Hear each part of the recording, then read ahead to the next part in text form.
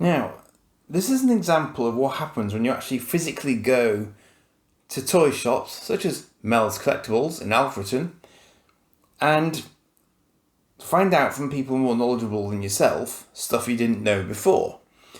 And in this instance, I was looking at the Thunderbird 2 on the right by Dinky, and I thought that's very, very similar to the one that I have already on the left. But I noticed that it had different coloured legs.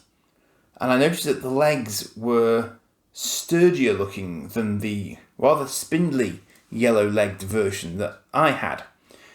And when I sort of noticed that, and the sort of the coloration on the bottom of it as well, which I'll show you in a moment, Mel said to me, yeah, that's because the one that I've got here on my shelf is actually a later reissue of the Dinky Thunderbird 2, in which they strengthened the legs because everyone was complaining that the yellow legs were too spindly and therefore liable to breakage, etc.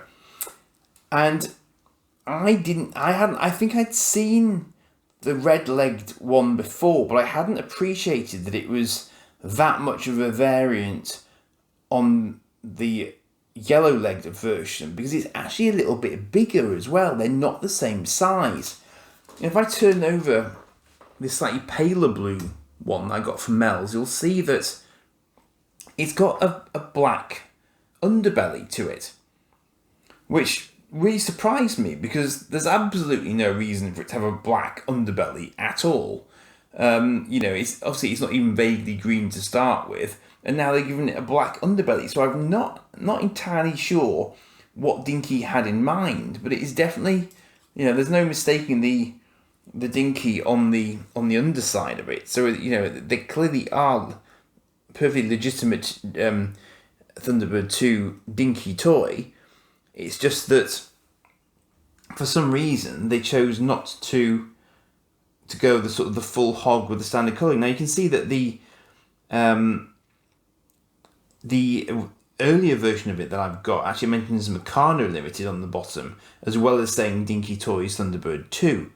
Now the Meccano connection did get dropped as Dinky continued, so you can tell that the one on my left hand is quite an early version. But I'm also just noticing as well that, interestingly, the screws are different. They seem to have adopted a sort of Phillips head screws for the main body, and there are more rivets on the pod for the later Thunderbird 2 as compared with the original one. Now, I think you should be able to tell from the way in which I'm holding it, hopefully. If I just put them wingtip to wingtip there, you should be able to see that the version on the right, the later version, is slightly longer. Its nose is more pronounced. And I can tell you that just by eye, they are that quite different in overall size. This is always a difficult thing to do on camera. That's perhaps the best way to do it there. So you can see there that in fact, ironically on camera it still looks like it's the opposite way around because of the perspective. Let me just lift the camera up, that's probably a better bet. So if I just lay them flat like that, you should now be able to see that the red-legged version is considerably longer than its counterpart. Difficult thing to do on camera, strangely, but my eye can very easily tell they're just that little bit different. I think the pod would probably give it away, actually, as much as anything else, because the pod sizes are probably quite different. I can't imagine that they would have gone for a different sort of riveting approach to it. In fact, let me pop the pods out and let's have a look and see if that works as a concept to show you.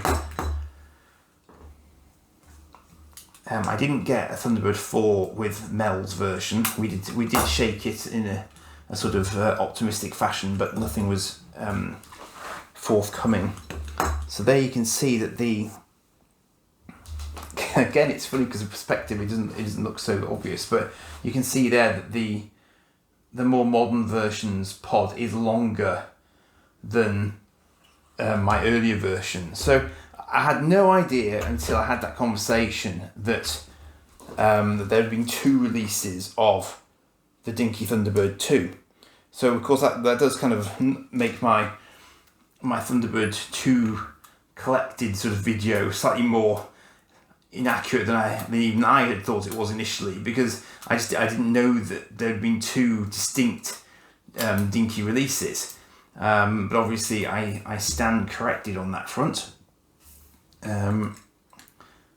But this is part of the fun of trying to create these sorts of collections, that you do often learn as you go, and that's why it's always interesting to me to go and chat to these guys who've been in the trade for years and years, because you can pick up a lot of stuff from them,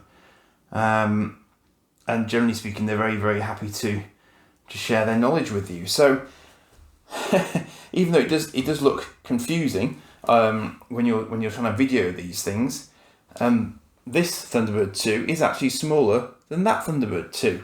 The colours are quite different as well, because again, I don't know if the phone really picks these up very well, but this is a much paler blue than this. This is more of a sort of bluey green tint to it. I mean, the overall design is exactly the same. So we've got the 2 sort of buttons here to bring the legs down, and both leg systems still work really well. You can see that it's the same sort of number of patches on the top, same approach to numbering, although this one's number 2 is possibly the wrong way round. The wings are pretty much are identical. The hatch at the back is slightly different. The riveting is this area here is wider on the older version than it is on the newer version. So there are little tiny differences, but I mean the legs are the most obvious giveaway, and obviously the coloration of the legs as well.